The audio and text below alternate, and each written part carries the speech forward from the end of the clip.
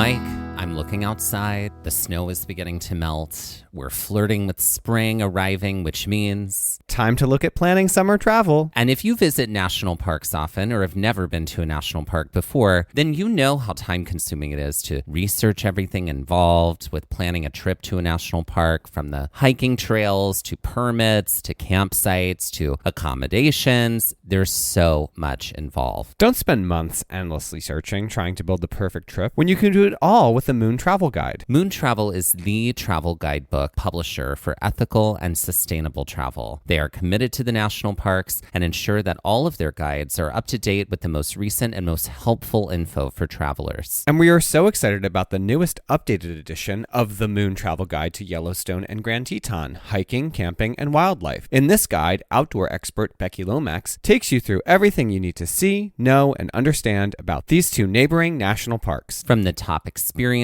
driving directions, itineraries, accommodations, local businesses, restaurant recommendations, and without a doubt, the best trail info for hiking trails, this Moon Travel Guide to Yellowstone and Grand Teton has you covered. For more information and to purchase the Moon Travel Guide to Yellowstone and Grand Teton, be sure to visit moon.com. Let your heart be your compass. Let Moon be your guide. Talk to me about your relationship with cockroaches. I don't have a relationship with cockroaches. I don't think of her. I don't think of her. I'm referencing Whitney Houston when asked about Mariah. What do you think of Mariah Carey? I don't think of her. No, cockroaches are horrible. They are intentionally evil. There's nothing innocent about them. They were put on this earth to attack me specifically. Everything about them is wrong. They contribute nothing. None of which is true. And I acknowledge that none of this is true. They have a very important role in torturing you. In torturing me in this cycle of life. No, I get it. They're decomposers. They help aerate soil. They help do a whole bunch of things, but they're also horrifying. I acknowledge that they're horrifying. I also had one crawl up my arm as a child, so clearly trauma, and that I'm not carrying around with me in any way, and I've not brought into my adult life whatsoever. You're so well adjusted. There could be a whole group of them, and I wouldn't even notice. Right, what's a group of cockroaches called? A terror, like a fleeing. I don't know. A fleeing of cockroaches. No, meaning I'm fleeing. No, I get it. No, they might as well just be called usurpers, because if there is a group of cockroaches, they own that space now. That space is theirs. I'm either running away or setting it on fire. I have to go now. However, I do have to say, outdoors, seeing a cockroach, fine. That doesn't bother me at all. Because that's where they should be, right? That is where they should be. Indoors is Get the hell problem. Out of here. Get the hell out of here. Right. I bind you, cockroach. I bind you, Nancy, from doing harm against others, harm against yourselves. Though I don't really care about the harm against yourselves thing when it comes to them. Growing up in Mississippi, you either adjust yourself to the fact that not only are they enormous, but they also fly, which is all the more horrifying. They will fly at your face. I mean, it's happened before. It's awful. It's awful. There are definitely some people in the government right now I 100% wish all of that on. So I do wish that on them. A terror of cockroaches. There are certainly some things that are scary that I'm like, I wouldn't wish that on my worst enemy, but not in this case. I absolutely wish this upon them, Mitch McConnell.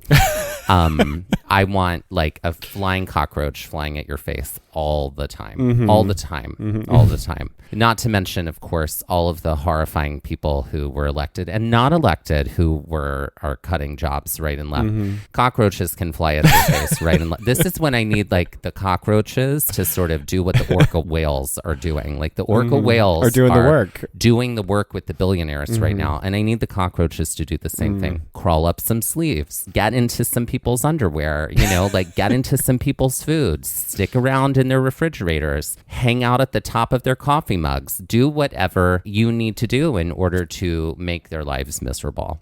What's your relationship with cockroaches? Not as deep and as lore-filled as yours is. To jump on the The internet bandwagon of lore. This is where my lore began. This is where your lore began. Right, exactly. It's why you are the way you are. Right. I distinctly remember the first time I saw one and how horrifying it was. And I was like, I was with my dad and I was like, what? Sometimes this happens and sometimes they get inside. And I was like, great. So now I just have to live in fear the rest of my life. Right. I remember once. Sometimes they run. Right. Sometimes they hide. And like the whole sometimes they'll scare you.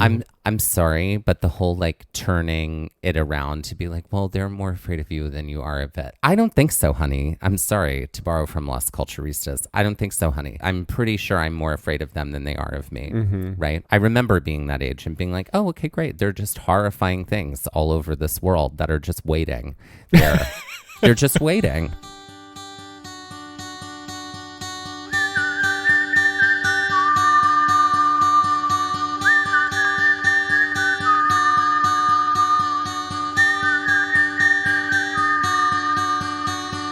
Looking for adventure, I want to follow on the trail, or get a little lost and let the wind fill my sails. Get up when the stars still fill the sky, don't wake the sun. There's so much to be done, and the day has just begun.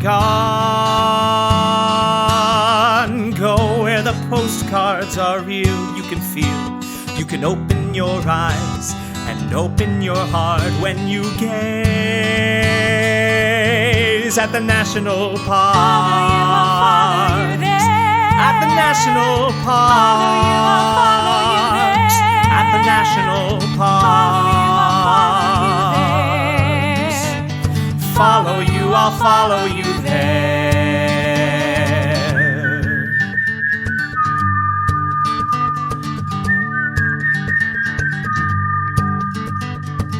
We would like to acknowledge that while visiting the land, also known as Guadalupe Mountains National Park, that we are on the traditional and stolen land of the Mescalero Apache and the Lipan Apache. Welcome. We are now in Guadalupe Mountains National Park. There are only 2 national parks in the area of land also known as Texas. We've been to Big Bend. We've got lots of episodes on Big Bend. Feel free to go listen to those. And then on the other side of the panhandle of this area of West Texas is Guadalupe Mountains National Park. That's right. Which is very, very, very, very close to New Mexico. Very close. Guadalupe Mountains and Carlsbad Cavern are literally like a 30 to 40 minute drive between each other. And guess what's coming up next? Yes, exactly. So it's very easy to visit both when you visit one. Yes. So they're literally like next door. You can throw White Sands in the mix too, which we did, but will not appear in this season. Correct. Yes. Correct. But stay tuned. Stay tuned. So we flew into El Paso. We had a very early flight that got us to El Paso on the early side, and our good friend Becky Lomax was joining us for this trip, which was wonderful. We have been so fortunate to have the time to travel with each other because Becky lives in Montana and we both live in New Jersey. So we've been kind of setting up trips where we can kind of like just hike and hang out together, which is intersect, which is great. We love. This was a trip that included Guadalupe Mountains, Carlsbad Cavern, White Sands National Park, and then we drove over to Arizona and went to Saguaro. That's right. We did all of that in 1 week. It's true. That's right. You won't hear about all of those parks right now, but you will hear about 2 of them this season. Yes. Guadalupe Mountains National Park and Carlsbad Cavern. It's true. We flew into El Paso and we stopped at a Subway to pick up lunch because we were all very hungry. And this is where there was a cockroach on the ground. And when I tell you that cockroach looked at me and stared into my soul, said, "Do you remember me?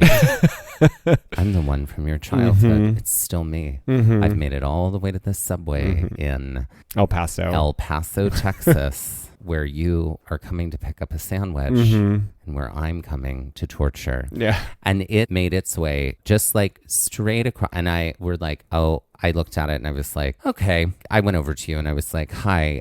You're going to handle this. As my friend and my dear sister, can you do me a huge favor? Can you please go deal with the situation crawling across the room right now? And you were like, what? And it was like, right there. You can't miss it. It's enormous. And you looked and you were like, oh, it'll be. And I was like, no. We need to go step on it and like deal with it. Sorry for everybody out there who is like cringing over the idea of killing a cockroach, but Yeah. Not in this subway. Not in this subway. It had to go. It had to go. So I put a cup over it and then squashed it. Yeah. Because I didn't want to like step on it. Because like sometimes like eggs can get into Juices. No. And then we dealt with it. And then we hit the road. And then we had our sandwiches. Yeah. Yay.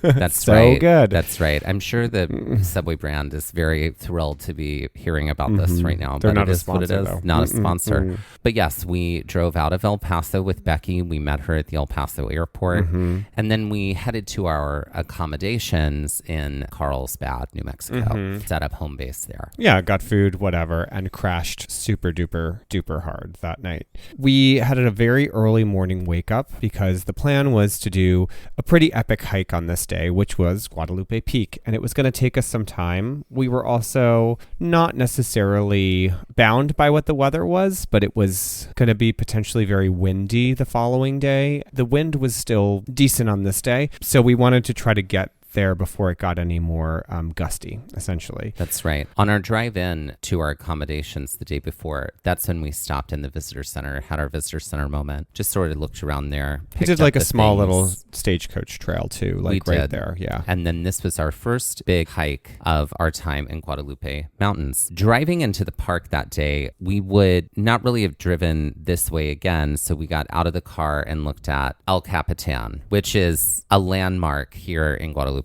Mountains. Just like it is Just in Yosemite. like in Yosemite. There's another peak here called El Capitan. And it was important to see it from this angle. Something to note here about driving into Guadalupe Mountains this early, the light is unmatched. The light hitting the peaks from this area is so spectacular. We highly recommend being up that early just to see the light hitting the peaks in this way. You see colors, you see angles, you see things you just don't get at any other time of the day. Yeah. Guadalupe Peak was going to be about a 6 to 8 hour hike, and that would be about 9 miles and change with about 3,000 feet of gain. Because we were so early driving into the park, it was very dark. And we passed through White's City. Which, you know, the jokes on racism just write themselves. Or in this case, white themselves. There we go. Although I think it was based off of someone named whose last after name is someone's last name, which there's a deeper dive to go into that, sure. But yes, there is a tiny little town called White City, which is on Highway 62, which is the road that we had to take from the town of Carlsbad over to Guadalupe Mountains National Park. It's really just like one straight shot the whole time. We passed through that, and that's when the light started to come on a little bit more.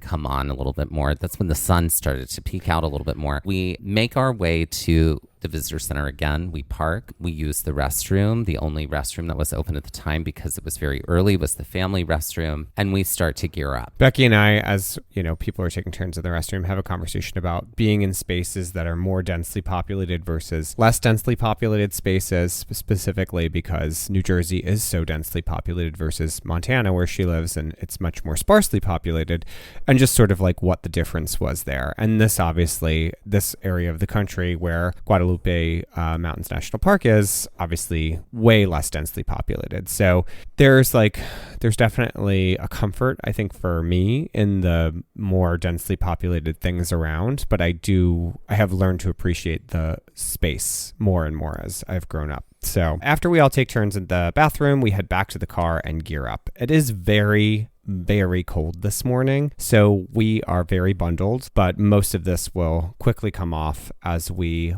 heat up from hiking. I notice in the parking lot there is a common raven, and I know it's a common raven because it's enormous. Because you have your GPS on all the ravens. That's right. All the corvids. I am a raven mother, but a corvid for sure. We get all of our stuff on and we head out from the parking lot. Now, at the beginning of this, we have to take some connecting trails because the way it works out here is right near the visitor center. Here are a number of campsites, campgrounds, and parking lots, and there are connecting trails that connect all of them before you even really get to going on the trail. So we start working through those. Becky and I start to make our way through the campground and head up to what we think is the trail, and we end up heading up into the picnic area. You're still taking photos of the raven in the parking lot at this point, but what ends up happening as we get through the picnic area, it allows us to connect to the actual trail. So we came to the trail, but not via the trailhead. We were just like a little off base a little bit. We met an older couple here who's also headed up to the peak. It was clear that they were moving, but they were moving a little slow. So we were like, hopefully they make it, because this was not an easy hike by any means. No. And it is uphill the entire way to the peak from this spot. Yeah. Like there were no parts of this that were downhill on the way up.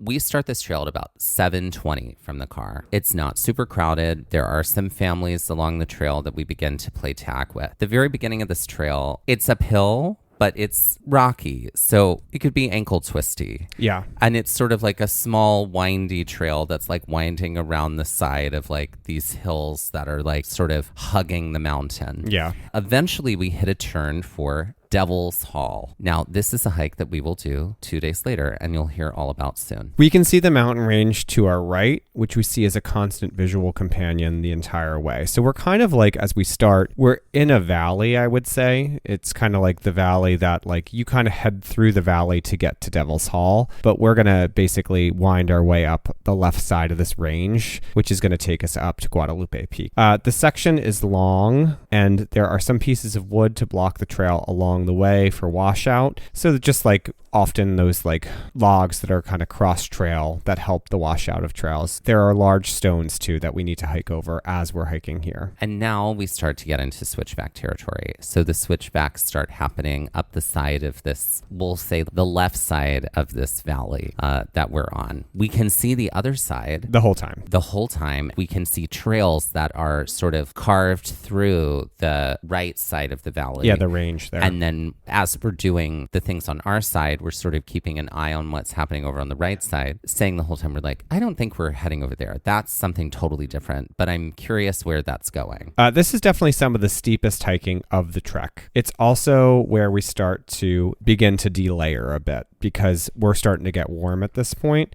Even though it's windy, we're just like building body heat pretty quickly. And we start to gain a lot of elevation very, very quickly. And we have a bird's eye view down to the parking lot and the campsite because of this pretty quickly. And this is like, we gain a lot of elevation here fast. Most of the switchbacks here are pretty long, a couple short ones, but these are some long sweeping switchbacks that like wrap around the hill and then they come back around to another side. And there are some more wooden barriers along the trail here for like stepping and for washout purposes. Looking back from the trail, we can see the wash runs adjacent to the campground and the lot. Like, so yeah, the there's valley this essentially. Wash running through the center of the valley and it runs all the way to the campground. And like we're getting a better view of it as we go up. It's the perspective is really cool here on this hike because you do get to see so much of the area. And you can even see the visitor center really from this point as we're starting to get higher and higher.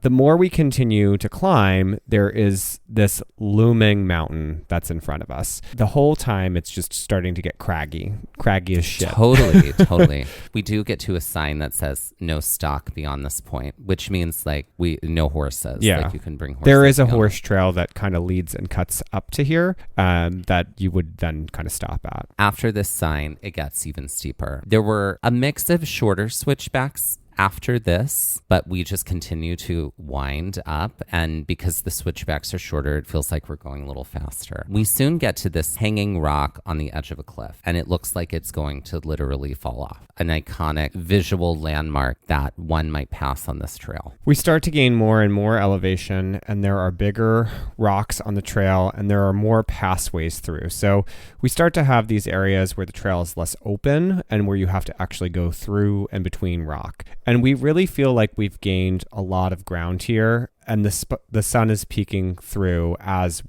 I would even say we're not even midway on the trail yet. And this is also a trail, just a little bit of a spoiler, that has a lot of false endings. It feels like Return of the King. Yes. In that there's like 3 endings here. That's a Lord of the Rings reference, everybody. Mm-hmm. This becomes more mountainous now as we've climbed up, and there's more cliff walls on our left side now, and there are interspersed, and the trail's also interspersed with shrubs here. So we see a sign that says Cliff Riders Dismount. Of course, anytime I see the word dismount, I think Gymnastics. of gymnasts, right? Mm-hmm. Of course.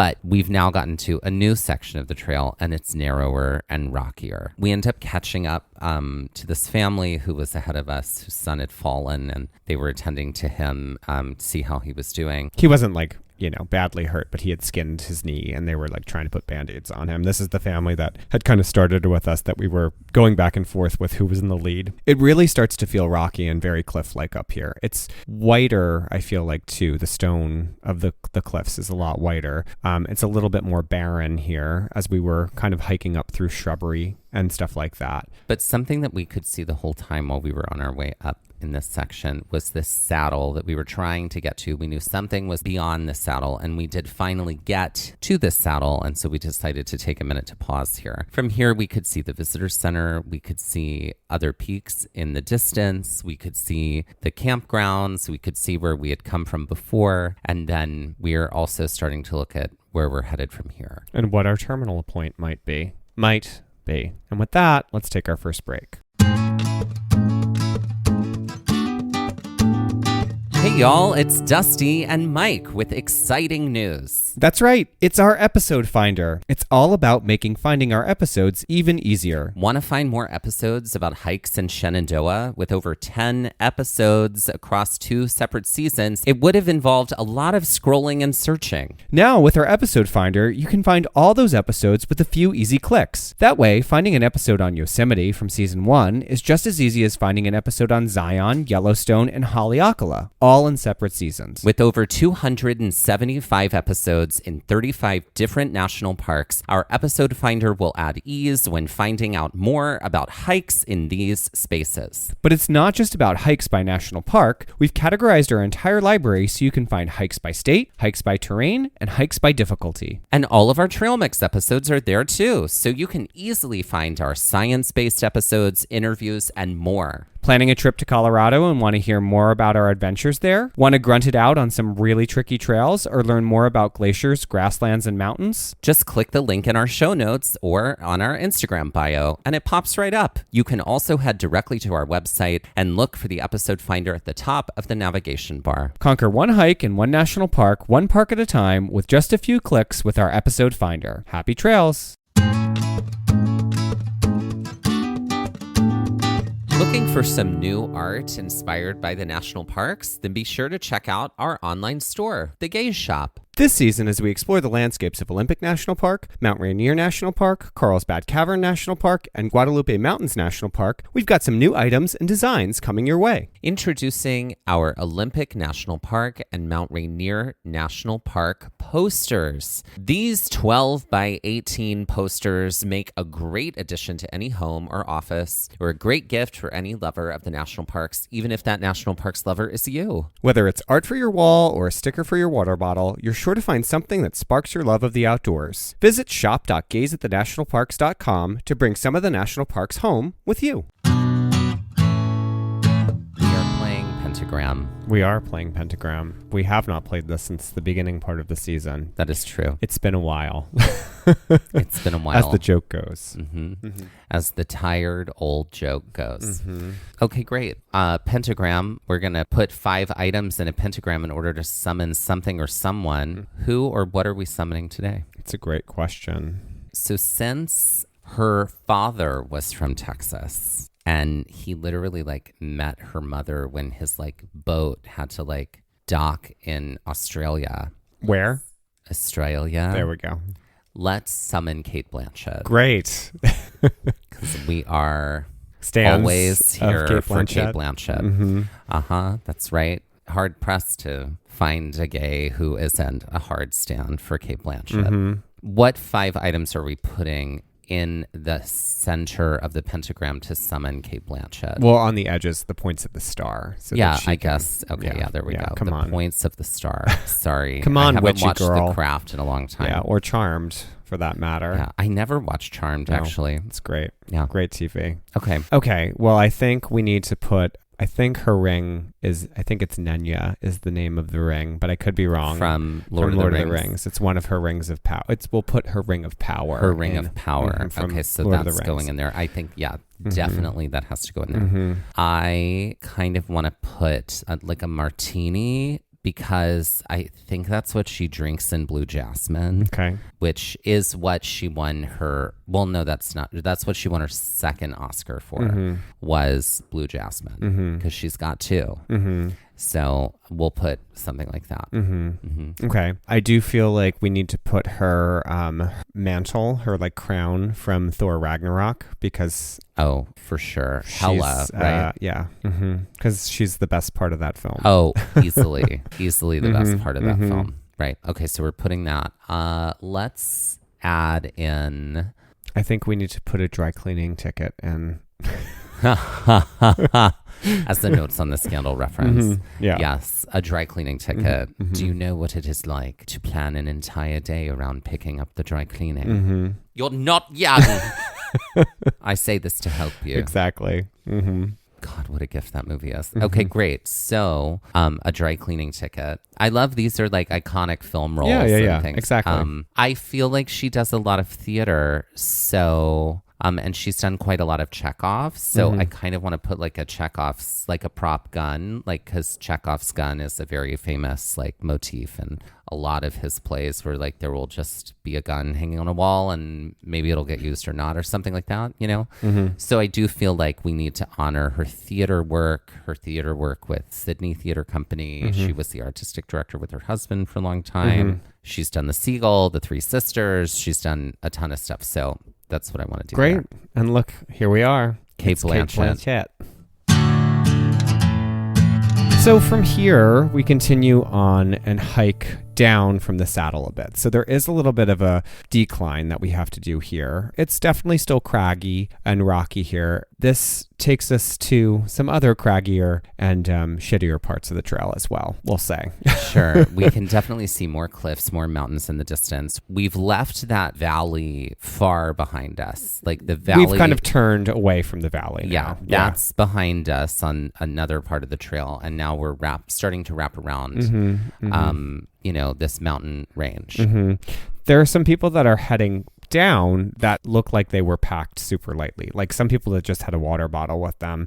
We're like, okay, go off. As we're continuing to hike here, there are some cliffs and mountains that are in the distance, and we start to see another trail across from us on the counterpart range of the mountains. So while we can't see the valley anymore because there's like mountainous stuff below us, we can still see that range that was across the way. We're starting to see more of that trail system that we were seeing here. We start to climb over some very rocky sections of the trail. We're starting to head into the tree line, into a pine forest, and it smelled lovely. It was a great outdoor fragrance that nature offered us in that moment. After hiking for a bit, we decided to take another little snack break. You were like, oh my God, I can't believe like the peak is right there. Because it looked like it. It looked like, again, three endings here.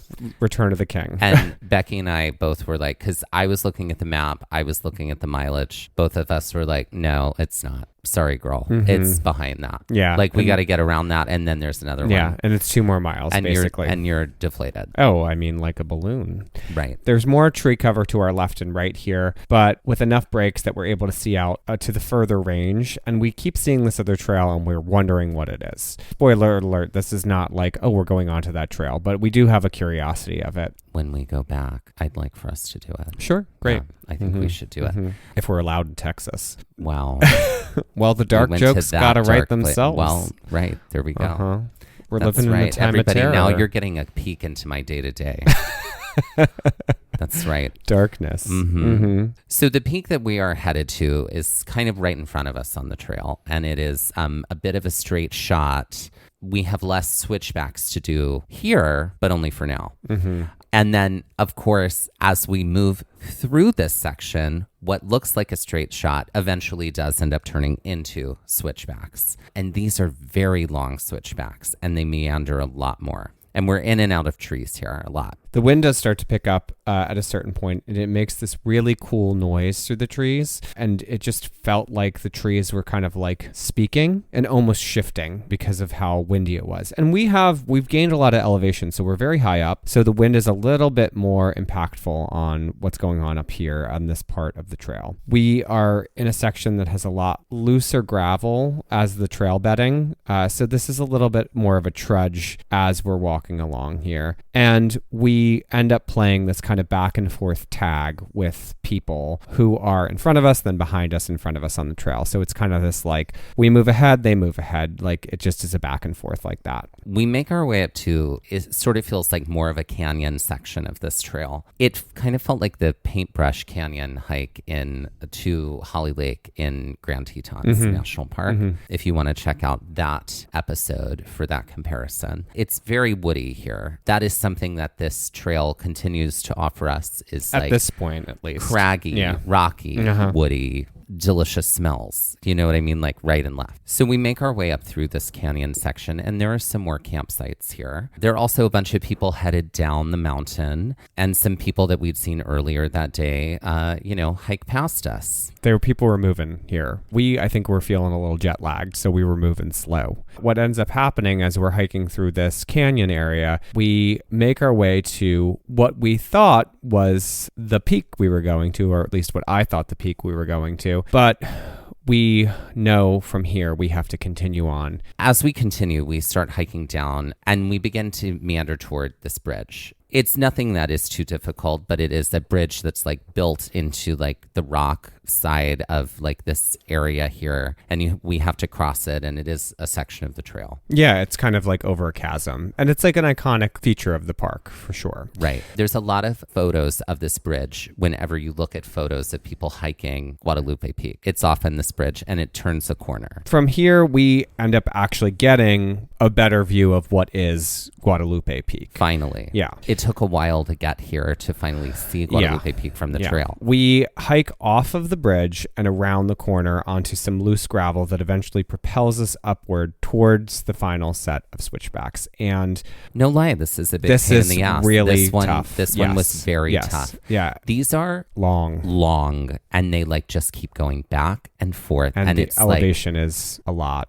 And obviously, like, these switchbacks are doing a lot of work to like get you up the side of the mountain where you need to go. Easily probably one of the more difficult sections, if not the most difficult section of this trail for me. This is also, I mean, shock of no shocks, I'm pretty far ahead, just in the way that I typically hike. You and Becky are talking with a couple. Yes. Who I believe was also from Texas. I think they were in from Houston. They were visiting from another part Yeah. of Texas. And they were like, we're just doing this and then we're getting back on a plane. Like we're headed to the airport essentially from here. And we're like, well, this is a real ass kick for you on the way out. But this section is just truly evil switchbacks is what I'll and it feels title like it. that's the only thing you've done all day. Like, I felt like I've only done switchbacks my entire life by the time we were like near the end of them. But as we start to come up the end of the switchbacks, here is a huge payoff because we're coming up the side of this like section of sweeping switchbacks. We're finally able to see the other side of this peak, which we had been on. When we finally get to the top and we can see over, we're starting to see this very interesting formation. When we all finally like get together, that's when Becky reveals like, oh yeah, this is the top of El Capitan. Yeah, which we had seen the day before. And with that, let's take our next break.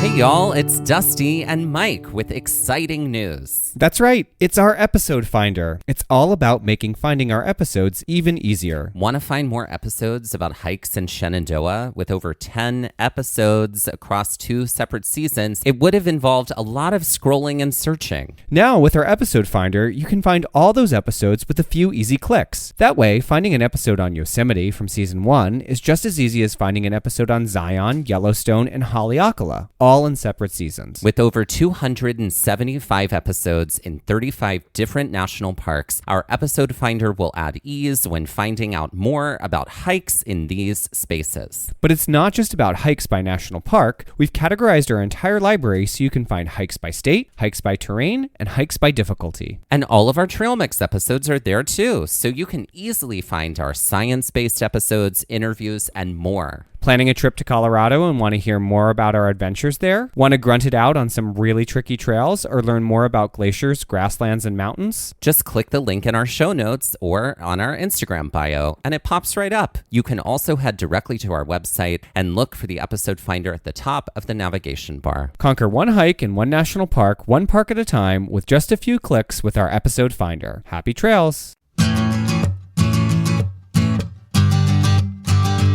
It's time for Drag Corner, where we bring a drag queen to life every episode. We've been doing it for 7 years. So here we go. Ladies and gentlemen, please welcome to the stage Artemisia Intelligentsia. Artemisia or Intelligentsia, or AI. Since she's been in the news a lot lately. That's right. That's right. As Artemisia Miyazaki Intelligentsia. recently said, because they've started to AI art has started to mimic Studio Ghibli. He's like, this is an insult to life itself. And honey, you ain't wrong. Oh my God.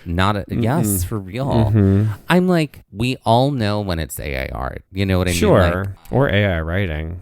If you're a smart reader. Or AI writing, girl. Don't we know? Don't we all know? Can't we use AI for things that, like, art is to be inherently created? Human. Yeah. Yes, is inherently human, to be Right. created by humans, to connect with other humans. That's what defines art. Mm-hmm. You know what I mean? You know, not that machinery can't participate in the creation of art or be a huge piece of art or whatever. Now we're getting into the definition of art, but like AI art, I'm sorry. Yeah. You I don't can use miss me with AI that, for you know? anything. Even for like lesson planning, I'm just like, that's just lazy. I'm sorry. Yeah. Like AI can be used for like medical purposes, like let people like have, surgical, AI help, let AI be used to like tackle big problems like climate change. But like, why are we using it for writing and for Why like, are you art? using it to write an email to Right. 7 people? Yeah. Like, no. Yeah. Sorry, girl. Let's bring her to life, though. Artemisia Intelligentsia. I do feel like she is, we've brought this up before as a character to inspire a drag queen, but I do feel like she's got Miss Frizzle energy. See, I'm feeling like she's more android energy. Like she's like a sexy robot. Oh, interesting. Like with panels maybe painted on her body to make it look Okay. like part of her is plastic. Can she have the sort of like I feel like it's a Gaga music video come to life at all times. Could she have asymmetrical hair? Oh, absolutely. I need that from yeah. her. She has to have robotic sort of movements too. Nothing is see. clean. It's like it's so clean that it looks like robotic. Yeah. There's got to be like a stiffness to her motion. I like it. Yeah. I feel like it's futuristic drag. I feel like she comes out to the Jetsons song and she is Rosie Maybe the robot. she's making out with an alien. Right. Yes, I like that. Maybe, right. I think it's like sci-fi meets Drag meets Xanadu. Xanadu meets Gaga, something like that, right? A lot of intersections. A lot of intersections here. What is her merch? Maybe it's an app. Maybe she has an app that you download and it's like you have Artemisia Intelligentsia. Maybe she's like a Siri. Or she's like, her own AI type of thing. But instead she's a sass. But she's subversively sass. So it'll be like, but it could be like, Artemisia, what is the weather forecast this week? Well, honey, I'd tell you, but you're just going to ask me again tomorrow and the day after that. So I'm just not going to tell you tonight. Something like that. Instead, you should download Thunder. Right. Look at a radar, sis. Here's an app suggestion. Thunder. Right. Exactly. Yes. Thunder is our dating app for people who compulsively check the weather. Steal it and we'll know. So, but more threateningly. That's right. Steal it and we'll know. Now like it's a secret. Steal it and we'll know. Exactly. Yeah, I think an app would probably be what her merch is. You can tip her on the app too. I think so. You always know about her shows from the app. Her shows also might just be app based. I'm sure she does shows on her app too. She may not be. I think she's like that movie Simone. No. No, I'm sorry. She exists in physical form. Okay. But she also exists on an app. But that's the cool thing. She could have shows all over the place because multiple people could be her at any point in time, right? Yeah. She's like the Blue Man Group in that way. So, ladies and gentlemen, please welcome to the stage. Artemisia Intelligentsia. So we are standing at the top of El Capitan in Guadalupe Mountains National Park, not to be confused with Yosemite. This was a really incredible view to see because El Capitan is flat and kind of square on the top. And you can't like climb down to it from here, but you get a really cool vantage. This was one of those moments where I was like, oh, you can go a little further out on the trail and like get a better view. And I was so proud of you. You ended up doing it because it was a heights thing for sure. Yeah, but it wasn't like a ledge thing. It was heights, but it wasn't ledges. The other thing about it is while you are on top of it, it kind of felt like we were like behind it. Yeah. Like, yeah. You know, like we were up on it, but it was like higher than us. No, it was, we could like, our But vantage there's like was like you looking dip down and then go back Yeah, up. it You know what rose I mean? up. Yeah, like, that's what I'm saying. Yeah. It's like we weren't like sitting on the ledge of it looking over everything. That was far off. No, yes, yeah. After seeing it from the day before, I don't think I would have ever guessed that this was going to be what the top of it looked like by any means. Because it also had some like trees on. It was green. It was pretty green on the back too. With like slopes and, you know, lots of beautiful things happening behind it. But just what at a surprise. Weird angles for sure. After stopping here and, you know, taking a moment, this is where the trail somehow gets even craggier. And the wind also starts to pick up because we are very close to the top at this point. Eventually, after some more somewhat difficult maneuvers, we do end up reaching the top of the peak here. This is like very kind of narrow. It's not really switchbacky, but you are like kind of like doing a little bit of a meander to get to the top here. And I also want to acknowledge that incredibly craggy rocks here. This last leg between being behind El Capitan to the actual peak that's got the obelisk, which we're about to talk about in a second. A lot of scrambling from me, at least. I mean, like I had to like take my hiking pole and like put it to the side for a bit and just sort of like hands up some things. You know what I mean? Like that's what I had to do. Yeah. It was like a heave ho all the way to the top. But speaking of obelisks, at the very top of this peak is an obelisk. A stainless steel obelisk. So strange. It is an obelisk that is honoring stagecoaches, the Postal Service, and American Airlines. Literally American Airlines is sponsored by American Airlines. Ooh, it was very interesting because this was like an old stagecoach route / the Postal Service used it / there was like flights that first happened like over this peak. It was like some weird triumvirate of things that was coming together. Did you just make up that word? No, I did not. Triumvirate? Triumvirate? Great word. It is a good word. Look it up. I do love that word, David. It's in my book of words I use periodically. Yeah, it was very, very interesting. After taking some time to like look at it, because they had these medallions kind of on each side of it, we take a moment here and find some shelter behind like a pretty decent sized shrub to eat lunch because the wind was there's a lot of wind up here and intense. So just going down even like a little bit down a hill on a windy peak, you can get some relief. So we sat there to eat lunch. But this was also like incredible views, like the views up here, even from like the top of El Capitan, like you could see so far out into the distance. And this is the highest peak in Texas. That's saying something. It was fairly flat outside of the park when we were looking kind of into the way distance. There wasn't mountain ranges that were as big as this when we were kind of gazing out into space. No, certainly not. Let's talk about this moment because this bothered us a little bit. Oh, yeah. So there is this very kind person, and she was walking around picking up some trash that people had left behind. And there is a man who was up there also eating his lunch. And he had an apple core because he had finished eating an apple. And he literally asked her, "Oh, can I put my apple core in your garbage bag?" And she took a moment to go like, "Are you like literally like I saw it run through her body." And then she went, "Yeah, fine." And then she took the apple core. And then he was immediately gone. Yeah. Or else I totally would have stepped up and said something.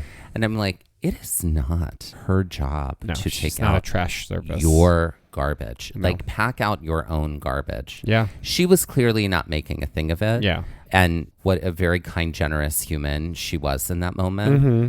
But that bothered all three of us. I was like, if I see him on the way back down, I'm going to say something. And we didn't. No, he was quicker than we. But after sitting here for a while and kind of taking everything in, the wind was real intense. So we begin to hike back down. I think the sweet relief of this is it would not be as hard as the way up. That's for sure. It was going to be slow going at some parts, like initially, because it was very craggy coming up. And also people were coming up as we were going down. But there was going to be some relief. So we trek down, we pass El Cap again, get like another great view of that. We start to make our way down those big switchbacks that were kind of after the bridge. So as a rule now, what we try to do is we look at our watches when we start our descent so that when we inevitably get the question, how much further up, we can say, we've been hiking down for about 15 minutes, or we've been hiking down for about 39 minutes, or whatever it is. It's really hard to Anything gauge you that, say yeah. will be a disappointment. We like to give people like some amount of accuracy. Obviously, you're going faster when you're heading down, right? But so many people... So disappointed. So disappointed. And even like when we were getting like even further down and people were like really tired and they're like not even halfway there, like I think it is really important to say, I know it's really hard, and you are not even halfway there. Just hammer them with Clarity is disappointment. kind. Yeah. Sorry. Yeah. I would rather know right now if I need to just turn around or if I need to sit down and eat a sandwich, you know? We do make it back to the bridge. We cross that bridge.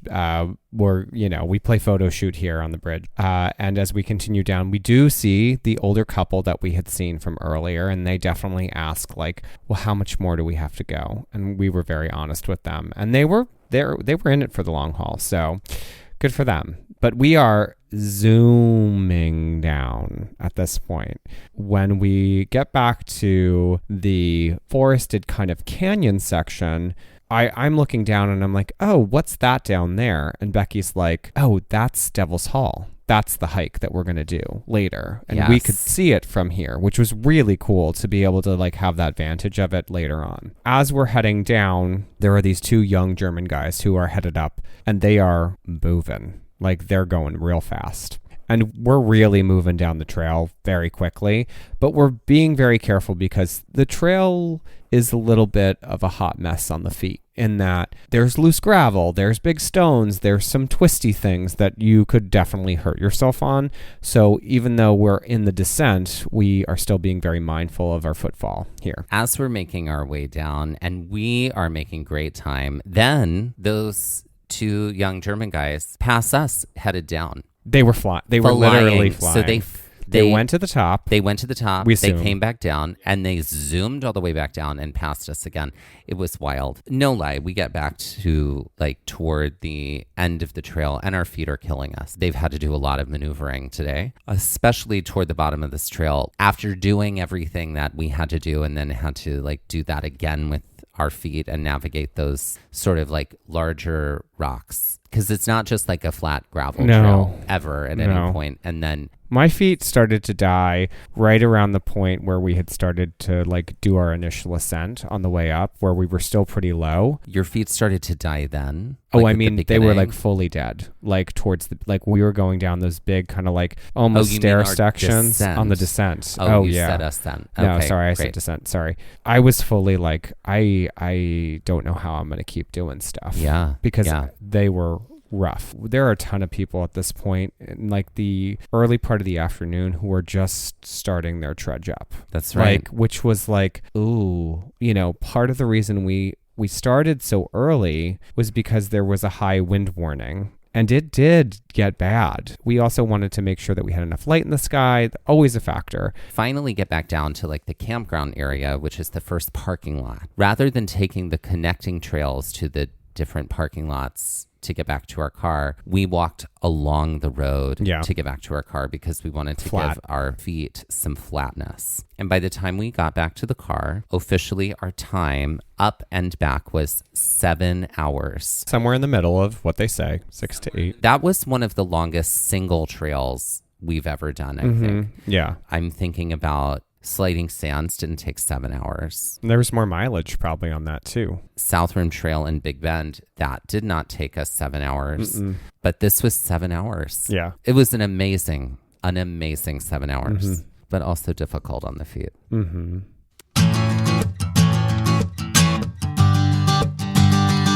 All right, let's put it on the Karen Stone scale. I think there's quite a few people who are curious about where this is landing on the Karen Stone scale for us. And I know where it is for me.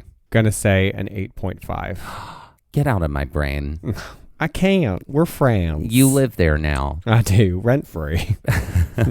I was also going to say 8.5. So we're talking 17 out of 20. Yeah. This one isn't any joke. It is an incredible trail. Yeah. And if you're like up for it, oh my God, do it.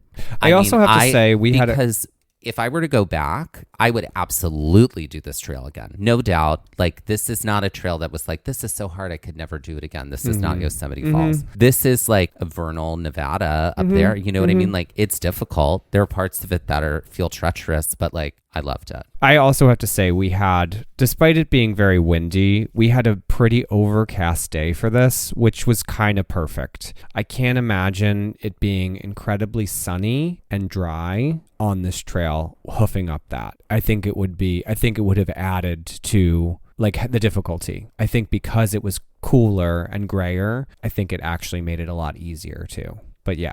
I agree. It was tough. If it were hot. Yeah, that's what I'm saying. No.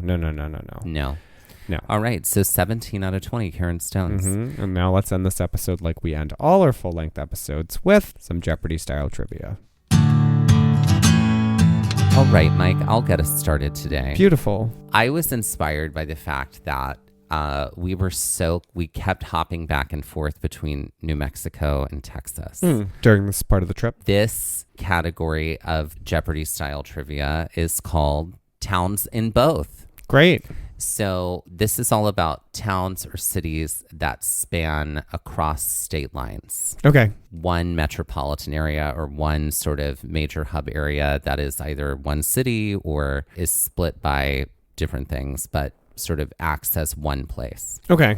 So I'm naming just one place, or I'm going to be naming two places in some situations? Depending on the situation. Got it. For 100. Davenport, Iowa, and Rock Island, Illinois are part of the Quad Cities, all of which function as one metropolitan area, but are bisected by this flowing body of water.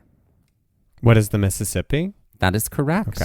Okay. For 200. Del Mar, a town known by the motto, the little town too big for one state, spans these two states, which both give the town its name. The town's name is Del Mar. Yeah. Of the sea. Yeah, I get it. No, it's one word. Oh. Del Mar. Del Mar. Florida and Georgia? Nope. What is Delaware and Maryland? Got it. Okay. Del Mar. Del Mar.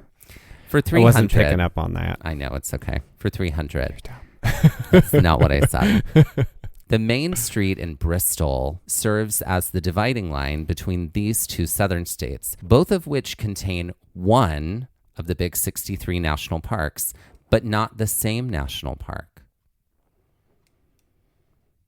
Is it North and South Carolina? Great guess. It's neither of those. Okay. I'll give you another guess. Oh my God. Is it Tennessee and North Carolina? Okay, so I said it was neither of those. Okay. So North Carolina or South Sorry. Carolina are not in the Okay. answer. I will say that Tennessee is correct. Okay. But there's another one. Is it Arkansas and Tennessee? Incorrect. Okay. It is Tennessee and Virginia. Okay. Virginia having Shenandoah, Tennessee having Great Smokies, even though Great Smokies is shared by Tennessee and North Carolina. North Carolina. Okay, for 400. Texarkana is a town on the border of these two southern states. The dividing line even crosses through government buildings. What is Texas and Arkansas? Correct. And for 500, this city crosses the border of two Midwestern states. One of the states is the home of the Gateway Arch, Missouri. The other state is the city's namesake. What is Kansas City? Correct. There you go. Got it. Nailed it. Tricky. Wonderful. Great. So that was the geography. Yeah, mine is too. Oh, So great. look at that. I'm ready. Mine is inspired by the fact that the fact that Guadalupe Peak is the highest point in Texas. So my Jeopardy is titled Highest Points in Flat States. Oh, great. You're going to be naming the state. So, for 100, while you might be headed to this sunny southern state for the beaches and amusement parks, you could always stop and hike Britton Hill, the 345 foot above sea level highest peak.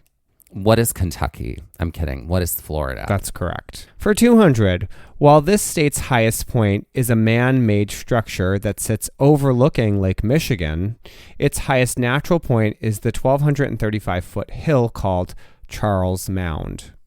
What is Indiana? Incorrect. What is Wisconsin? Mm-mm. I don't know. What is Illinois? Illinois, the other one. Sears Tower, baby. Oh, okay. All right. For 300, the mounds. That's right. Okay. The mounds. Sorry. While you may find yourself along the Mississippi in the southern jazz city in this state, you could also climb its tallest natural point, the 535-foot Mount Driscoll in Bienville Parish. What is New Orleans? Or it's Louisiana. That's correct. That's right. I've been there. It's not that tall. For 400, the 2,301-foot Eagle Mountain may be the state's highest point, but its lowest point of Lake Superior is only 15 miles away. What is New York? Mm-mm. What is Ohio? Mm-mm. Pennsylvania? Mm-mm. No. What is another one that borders Lake Superior? What is Minnesota? Oh, there we go. Girl, you better know your Great Lakes. Yeah, I was thinking of Erie and Huron over there. Okay, great. And for 500, White Butte, this 3,508-foot tall natural landform is the highest point of this northern central plains state without any defaced mountains with presidential visages on them. What is North Dakota? That's correct.